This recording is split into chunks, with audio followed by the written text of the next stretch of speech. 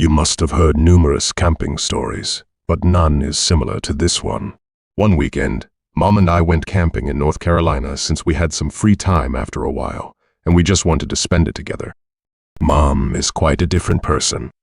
She does not like to sit at home. She loves to go out, hike, camp, explore the world, and make memories. That's why, even though I'm her son, I'm still so close to her.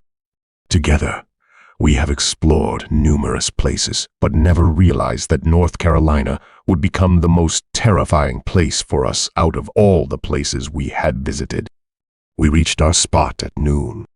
This time, we decided to stay in a remote area surrounded by forest, so we pitched our camp there.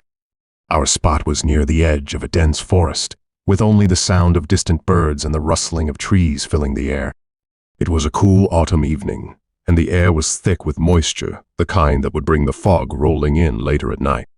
Mom and I were lying in our tent, both of us trying to settle in for the night, when the first strange sound caught my attention. At first, it was just the typical sounds of the wood's branches shifting in the wind and insects buzzing around, which we enjoyed. But then, there was a deep rumbling sound that started creeping into me. By that time, my mom was already half asleep, but I couldn't because of the creepy feeling building inside me. I reached for the flashlight beside me and clicked it on, casting a beam out into the dark. Unexpectedly, there was nothing, and suddenly the forest went quiet again. No rumbling sound, no howling owls. It started feeling as though somebody was watching me. It felt like something or someone was lurking just beyond the edge of my vision. I tried to distract myself because this kind of feeling happens in almost every forest. And when you visit a place like this, especially in the woods, you're bound to experience it. I thought maybe it was happening because it was my first time there. Yet, I did not know that North Carolina was known for its dangerous wildlife. I turned to sleep, but things escalated.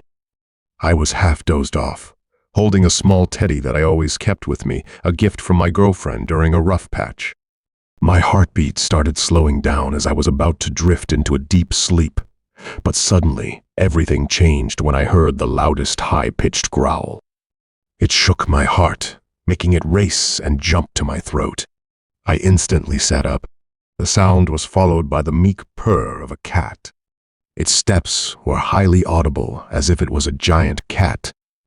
I could hear it moving, the sound of paws padding softly on the ground, coming closer. I turned to my mom, but she was already awake, listening to the same sounds. I've spent a lot of time in the woods. I've camped and hunted for years, so I know my wildlife. But this was different. I could feel my heart pounding as the growl shifted into something more threatening. And then, just when I thought I might lose my mind with fear, it walked right up to our tent. I held my breath, praying it would just walk away, but instead I felt it sitting down just outside the fabric of the tent. The purring was like nothing I had ever heard. It was so deep, so resonant that it felt like it was coming from within me, vibrating in my chest. I remember holding perfectly still, hardly breathing, trying to gather myself, but all I could think was, "What is that?" Suddenly, I felt a pressure on the top of my head. That pressure started freezing me with fear. The tent was small, and I was taller than most, standing at 6'2". I realized that whatever this was, it was so close, it had brushed against the top of my head as it moved. My mom was lying just beside me, also completely still. I could hear her breathing heavily, just as terrified as I was. Neither of us dared to make a sound.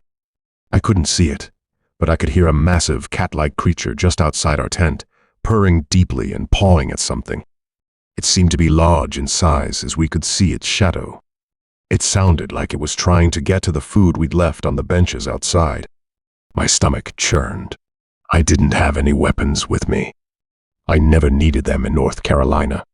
The idea of encountering something like this never even crossed my mind. I silently cursed myself for not bringing a gun or at least a knife.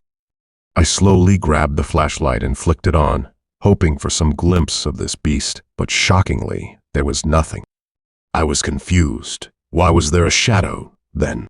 The light illuminated the top of the tent, casting shadows on the fabric, but there was no sign of any creature. However, I could still hear it moving, the deep purring so loud I could almost feel it in my bones. Then, through the shadow, we saw the large cat-like figure begin pawing at our food, beer bottles, and snacks I had left on the bench. I could hear it batting them around like a cat playing with a toy. The sound was unmistakable, cans and bottles clinking, rolling across the ground. Then, without warning, I heard a loud thud. It sounded like something had leapt off the bench, and the purring stopped. Everything happened in a second. The purring was replaced with silence and the feeling of being watched. I sighed in relief, thinking it was gone, but then Mom and I heard a series of loud, sharp cracks coming from outside, as if mountains or rocks were rolling down. It even made my mom sit up. We both held each other's hands. I held the flashlight out, but I could see nothing in the shadows beyond the tent. We wanted to go out and see what was happening, but fear made us stay inside. Soon, the sounds got even stranger. The loudly cracking sound suddenly stopped, and then we heard something moving around the cabin. It was not the sound of animals, but heavy footsteps.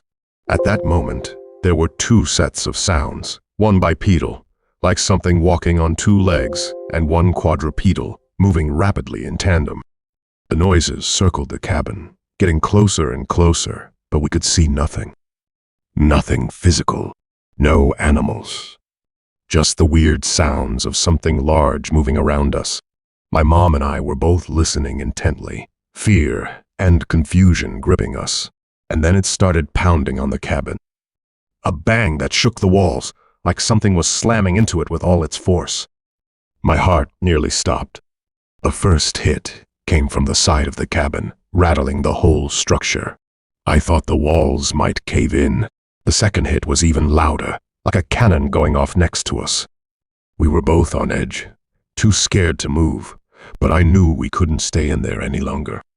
By this point, Mom and I were whispering to each other, both wondering what kind of creatures or forces we were dealing with. We didn't know what was out there, whether it was a mountain lion, a bear, or something worse, but as the pounding intensified, it became clear that whatever it was not going to let us sleep in peace. It lasted for what felt like hours, constant, unnerving, thumping, thudding, cracking, the terrifying growl from earlier mixed in with the sounds of whatever had been prowling around us. By the time the clock struck 4:0 am, the noise was so loud, it felt like the cabin was going to collapse. My ears were ringing from the intensity of the last blow. It sounded like a shotgun blast right outside the door. We had to leave. We grabbed what little we could and decided to make a run for it. We didn't bother to pack everything, just the essentials: flashlights, our bags, and whatever we could grab in our panic. We stood back to back, keeping our flashlights on, scanning the forest around us. The instant we stepped out of the cabin, everything went deathly silent. The noises, the growls, everything stopped. The silence was almost as strange as the sounds that had filled the night. We started running, adrenaline coursing through our veins. We didn't stop until we reached the valley, just to the right of us. I can't even describe the feeling as we reached that spot. We stopped to catch our breath, standing in the dark, the light from our flashlights illuminating only a few feet ahead of us. And that's when we saw it. A 7-foot-tall creature, a giant maybe, stood on a small hill, looking down at us. It was so dark, and the flashlight's beam seemed to get absorbed by its presence. The creature's yellow eyes gleamed, spaced unnaturally far apart, like they were set into its skull in a way that didn't make sense. It didn't move. It didn't even blink.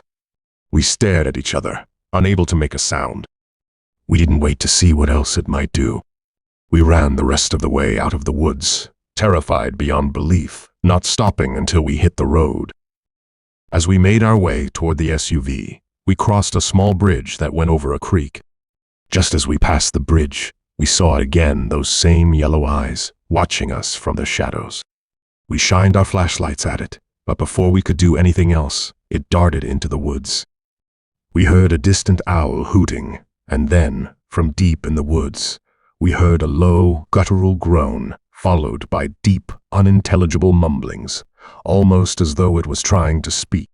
The sound was so close, it felt like it came from right behind us, and the hair on the back of my neck stood up. I had never heard anything like it before, and I can't explain it. We didn't stick around to figure out what it was. We made our way to my grandpa's house as fast as we could, woke him up, and then took off in the SUV, not looking back. I grew up in that area, and up until that night, I had always felt safe in the woods. But whatever happened that night, whatever we saw, it scared me to my core.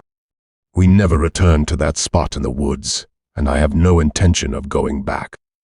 It has been 6 years now. I have visited around 20 places, but if you asked me to visit the same place in North Carolina, I'd say to your face, no. The series of weird and cracking sounds is unforgettable. What haunts me the most is the presence of sound, but no animal or creature. My mom has visited the same spot 3 times with her friends to combat her fear, and she did it well. But I have no intention of going to the same place that still haunts me.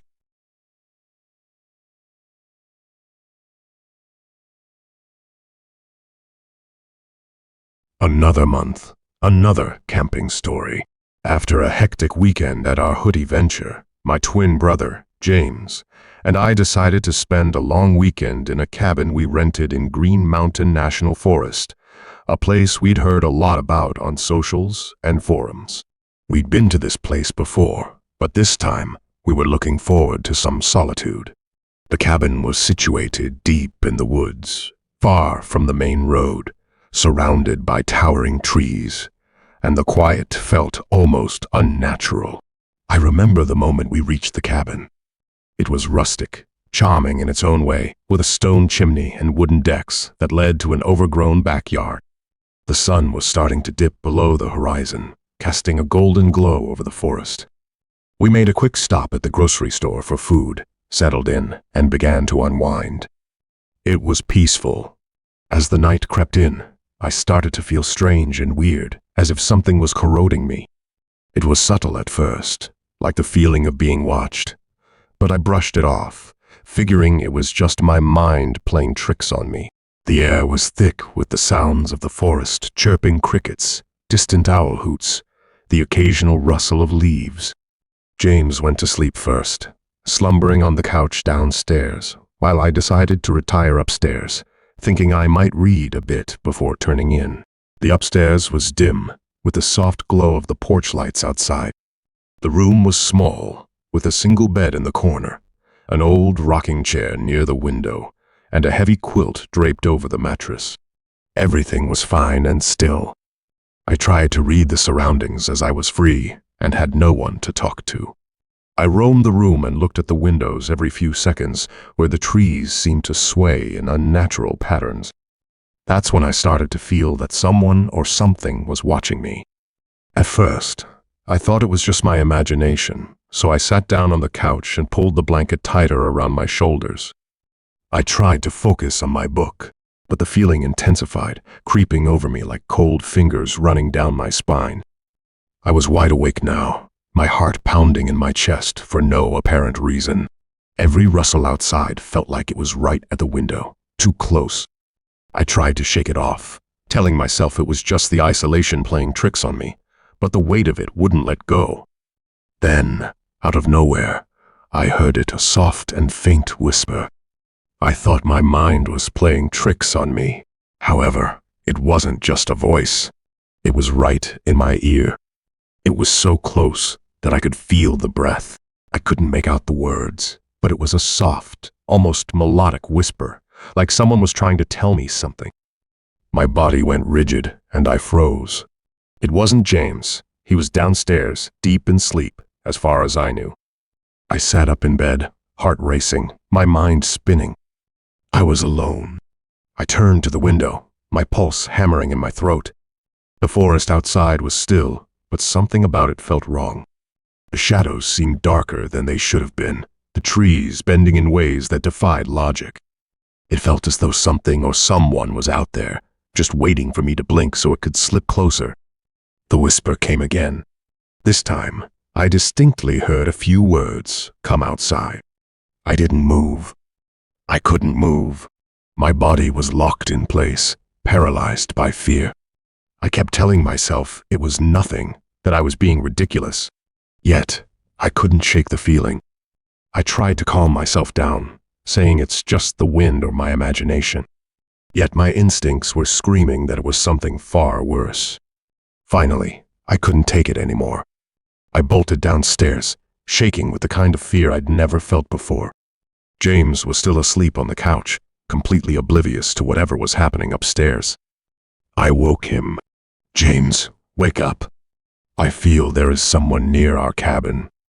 "Who?" "Who?" The word "someone" sat him up instantly. I explained everything.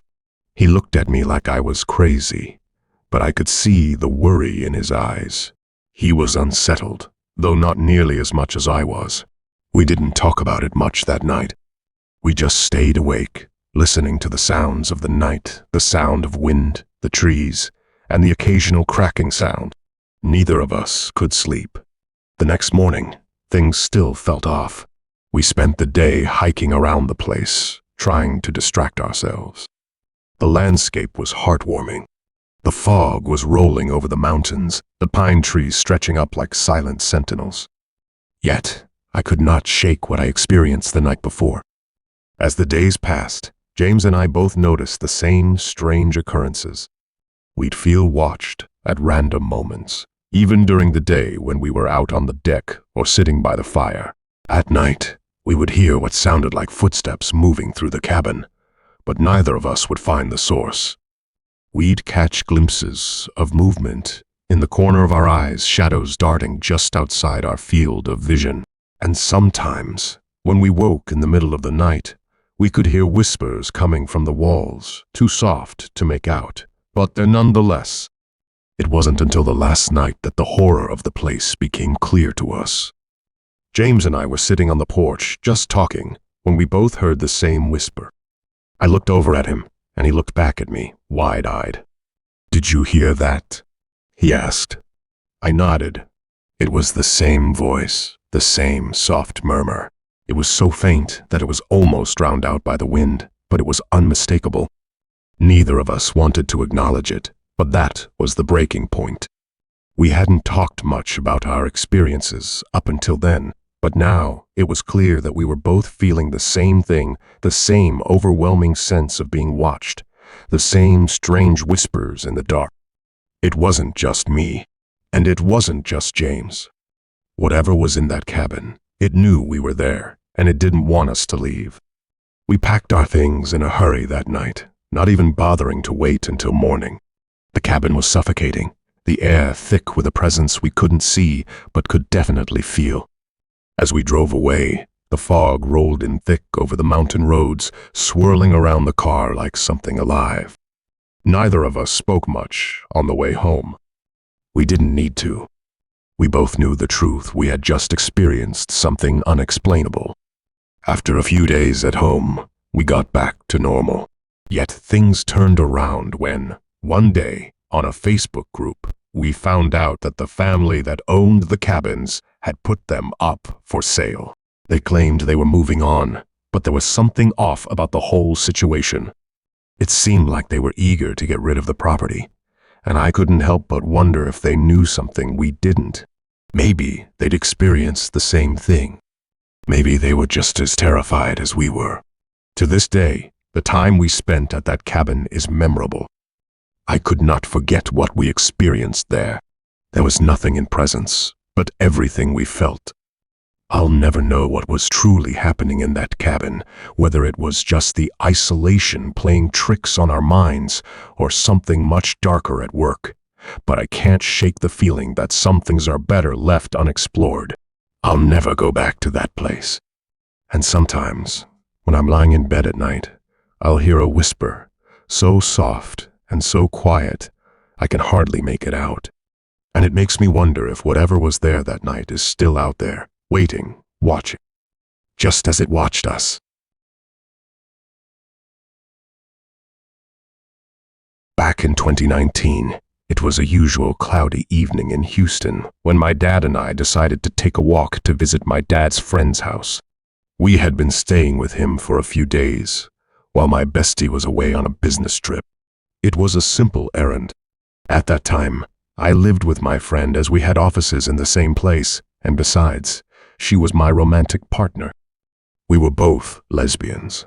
That day, as usual, the walk wasn't long, maybe a mile or so, through the winding dirt roads that passed between farmland and patches of thick brush. The air was humid, carrying the earthy scent of the region, and the sky above was a deep blue, painted with streaks of orange from the setting sun. It was so peaceful to walk there. I am sure if you walked there, you would forget your tensions for the time being. The area was so secluded that there were only a few houses scattered along the way. The noise of distant roosters and dogs echoed in the quiet, but everything else seemed still. Dad and I were enjoying the walk, talking about family things and gossiping about our relatives when there was a sudden feeling of strange tension in the air. Even the birds had stopped singing. As we were walking, we both heard a sharp, high-pitched whistle. It wasn't a bird's call or the usual sound of wind through the trees. This whistle was too distinct. I stood still for a moment, but Dad, who was used to it, shrugged it off. "It's probably your uncle trying to mess with us," he said, walking straight still. We were passing through the trail a few yards away from a small grove of trees when it came again. This time, the whistle was clearer, longer. It almost seemed like it was right behind us. I turned around but saw nothing on the dirt road behind us. The houses were far in the distance, and there was no one around.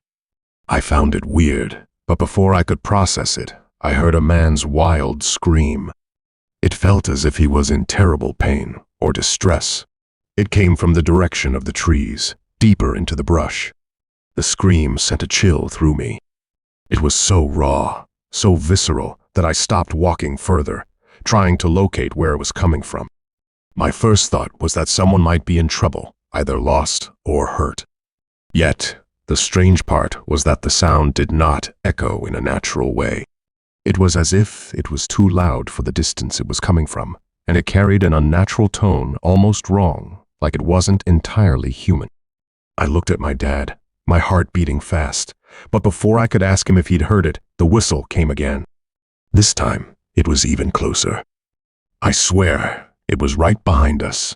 It was like someone was standing just behind a tree, waiting for the exact moment to let out the sound.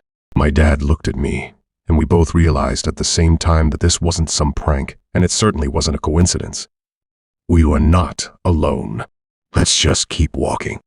"It's probably nothing," my dad said. He must have been familiar with the tricks of the forest, but as we walked a little further, the tension only deepened. The whistle seemed to follow us, though it was never quite close enough to pinpoint. It wasn't just the sound of someone trying to get our attention. It was like a warning. Each time we heard it, my stomach tightened, and the hairs on the back of my neck stood on end. The scream came again, this time louder, more frantic. "That's not normal. We need to go back. To be honest, it's normal here. The forest irritates people. The spirits here don't like us. But I don't want you to suffer. So let's go," he said, and we turned around to walk back to the house. The evening had grown colder, and the sky was darker now, the stars just beginning to twinkle above us. But that oppressive feeling didn't fade. The whistle followed us, all the way back, not close enough to see anything, but enough to make it clear that something or someone was out there, tracking us. By the time we got home, my heart was pounding in my chest. I rushed inside, but before I could say anything, my dad patted me. "Relax, relax. It's okay. I'm with you. If you want, we can go back to the city too." We exchanged a smile. The best part of my dad was that he was a flexible guy. He knew how to relax the other person. The whole time in the house, we didn't talk much. We made dinner, ate in silence, and went to bed. But even as I lay there under the covers, I couldn't shake the feeling that something was wrong.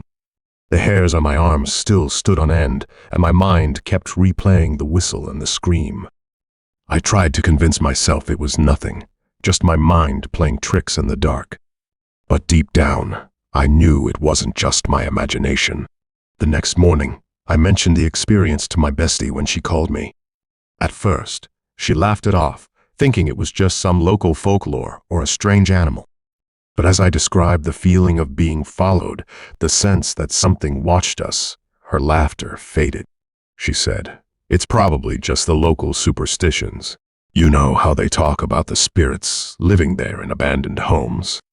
That was when it hit me. Maybe it wasn't just a random noise. Maybe it was something far more sinister than we understood. "Your dad also said it's common there." She tried to pacify me.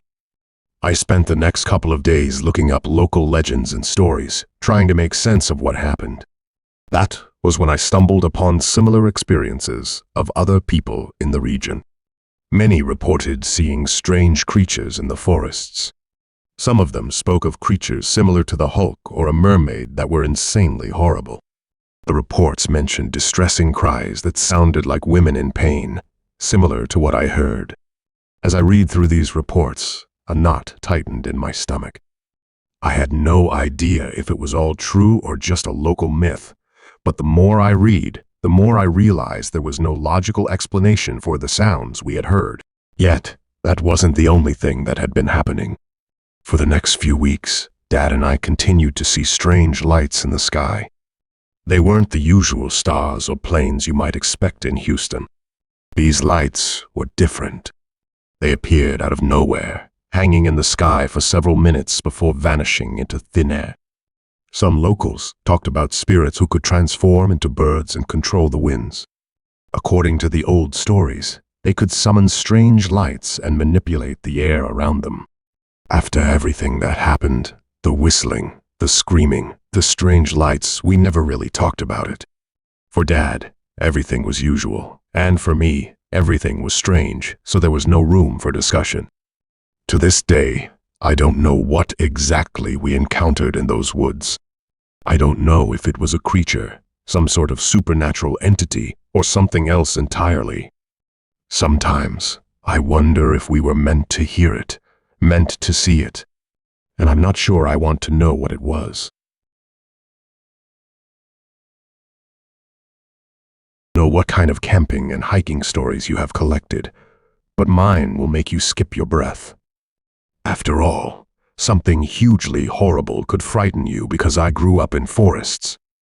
I was a mountain guy. I've spent most of my life in the mountains. I lived with my grandpa, as my parents died in a car accident. He used to work at the Forest Service, so we moved around a lot, and I've always had a deep respect for the outdoors. By the time I was in my early 20s, I was quite comfortable in the woods. Hunting, camping, hiking, you name it, I've done it all. But that trip to West Virginia, the one I'll never forget, was different. Something happened up there that still haunts me to this day. It started like any other backpacking trip. My friends, Harry and Ken, and I set out for an 11-mile hike to a secluded spot in the high country. We packed our gear carefully, as we always do, knowing that the wild can be unforgiving. The plan was to spend 2 days and 1 night in the mountains, enjoying a peaceful time by the lake. After driving for hours, we finally reached the trailhead and started our hike. The air was crisp, and the sky was clear as we made our way into the woods. By the time we reached our camp, it was late afternoon, and the sun was beginning to dip behind the peaks. We set up camp near 2 other cabins. They were in front, not too near, but visible. We walked a mile from there, near the lake, and swam to wash off the sweat from the hike. Then we laid out in the sun, drying ourselves off before it got dark. We went back to our tent. At that moment, we were at 9,000 feet elevation, so it could freeze even in the middle of July. However, At that time of the year, it was warm enough to enjoy the quiet beauty of the place. Dinner was simple but satisfying, and we all sat around the fire, taking in the stars above. That night, we didn't get much sleep. I remember drifting off in my hammock, staring up at the night sky, watching satellites and the occasional quasar streak across the darkness. But no matter how hard I tried, sleep wouldn't come. Instead, I kept hearing those usual woods sounds. My ears were trained on it now, and I knew it wasn't a deer or a bear. The sounds were too deliberate, too human. Footsteps. At first, I thought it must be hikers, but it wasn't possible for somebody to come there at midnight. Not even the hardiest of hikers would be out this late, deep in the woods. The sound of those footsteps was loud enough that it felt like a huge or large creature was out there. I peeped out of the tent to see who was there because waking up my friends was not a good idea. Forests are always home to weird noises. Alas, there was no one. At first, I was moving here and there, but then I decided to stay awake, keeping watch. That's when it got real. Those were not the sounds of footsteps only. There was something charging at us through the thicket, crashing through the brush, heading straight for where I was lying in my hammock. I froze, gripping the .38 revolver I had tucked beneath my pillow. Although I was calm, having beer and chips, because you don't know when simple sounds would become horrible, and those horrible sounds would become a monster. So you always have to be prepared for such places. With time, the rustling grew louder. I took out my phone and Googled about the place where I was at that moment to find scary stories about it. The rustling grew louder, closer, and my heart started racing. I am a hiker, but such noises still frighten me. But the best part is that I'm used to such feelings too. So reading scary stories was okay for me, even with a racing heart. The moment I found an experience of a person who stayed there for a week, all the sounds stopped as suddenly as they started. No more crashing, no more footsteps, just the eerie stillness of the night. I sat there, busy reading stories in my hammock while observing what was going on in my surroundings. I was terrified to sleep but chill enough to stay awake and read about others' experiences. In one story, I read that a couple saw a weird creature. Out of curiosity, I grabbed my headlamp and decided to go check it out. My friends were snoring. I walked in the direction of the sound, my bare feet hitting the cold, wet earth. I wasn't sure if I expected to find something, or if it would be just sound, or my mind playing games in the silence. As usual, it was my mind playing games, as there was nothing. No tracks, no broken branches, nothing to explain what had just happened. The ground was soft, so it would have been easy to spot prints or disturbances, but there was nothing. I added more wood to the fire and tried to warm up, my feet freezing in the wet soil. My adrenaline was down, and I wished I would see something horrible so I'd have a story to write in such forums. I sat outside, scrolling my phone to read about other things happening there on the forum. As the fire crackled, I heard something else this time. It was rocks. I walked inside to take out my peanuts box, having it with my phone in hand, and the dark sky above was what you could call heaven. I just looked up to see if I had heard something right, or if, again, my mind was playing tricks on me. But I didn't see anything. I got back into my phone, not at first. Then my wish turned true. I saw big, green eyes that were glowing, but not in any way that made sense. They were too bright, too unnatural. The figure was 7 feet tall. It was neither human nor animal. It was translucent, grayish, with skin that looked see-through, like the creature didn't even belong in our world. I just saw it with dropped jaws, chewing my peanuts, trying to make sense of what I was seeing. It felt like the stories were becoming real. It didn't move like anything I had ever seen. The eyes seemed to follow me as I stared, frozen in place. I don't know how long I stood there, but when I blinked, it was gone. I spent the next 3 hours sitting by the fire, wide awake, fully alert. My phone was with me, but I did not touch it. I was looking ahead, thinking it might come again. I wanted to see that figure again, even though I was scared. Still, I'm used to feeling fear and leaning into it. All night, I heard the same sounds over and over. I counted trees, finished the whole box of peanuts, and ate all the sausages. At one point, I got bored, so I grabbed my phone again and started listening to interviews of mountaineers. I didn't realize when the sun came up. After a few hours, my friends woke up. We had breakfast, omelet, and coffee. I told them about the creature I saw that vanished in the blink of an eye. They felt like they had missed the most important thing. That day, we hiked a further 2,000 feet to go even higher for a better view. Once we had enough of the adrenaline rush, we walked back to our hammocks, packed our things, and decided to leave. Yet before we left, we took one last trip to the riverbank, where we had enjoyed ourselves the most when we arrived. My friends swam, but I walked around the nearby areas. The moss was everywhere. There were a few trees missing that I had noticed the morning before. It seemed like they had vanished too. It was the same old scene there. Kudos to the spirits for this. I looked around, hoping to see something, but there was nothing. The woods were silent, as if nothing had ever happened. Soon, we headed down, got in the car, and drove away. We were so tired that Ken and I slept like babies. The same day, we got home. My friends went back to their cities because of work, and I returned to my normal life. I shared my story on the forum. Many found it okay, but city people got frightened, saying I gave them trauma. Lol. Still, I don't know if what I saw was real or just my mind playing games. Yet, it was an okay trip for me. I wish I'd see something more and have a better story to tell you. It might be horrible for city people, but not for mountaineers. Sorry for such a bad joke.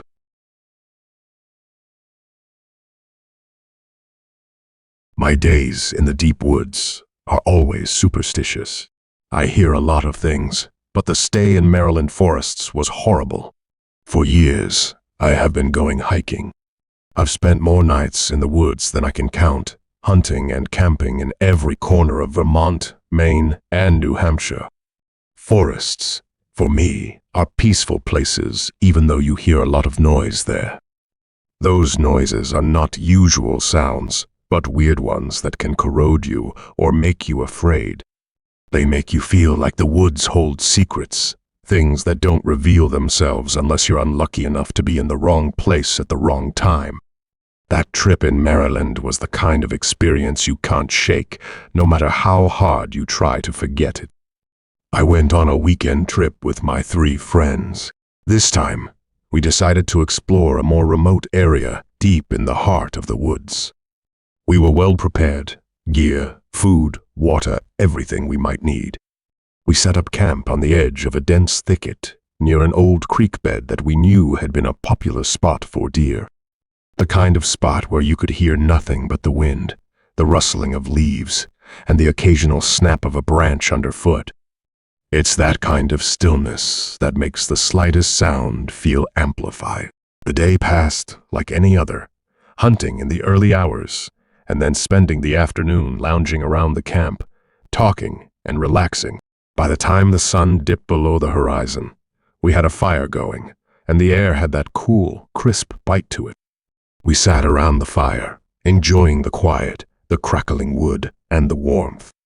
Then, the noises started. At first, it was just a faint rustling in the woods beyond the camp, like someone moving through the brush. We didn't think much of it. Animals are always active at night. Besides, as I said earlier, forest sounds are common. Yes, those weird sounds are common. For a while, we got silent, observing it, but then got back to our things. I'm telling you, that's not a deer, Uriah, one of my friends whispered, his eyes wide. He was the most experienced hunter of the group, and if he said it wasn't a deer, I believed him. We sat still, having beer and marshmallows. Listening to such sounds didn't bother us, yet we didn't ignore them. I stayed in my place, reading a creepy story to them when, through the trees, I saw something. It was a living being, a tall figure that moved weirdly. At first, I thought it must be a person, but its pointy head made me think that it was something different.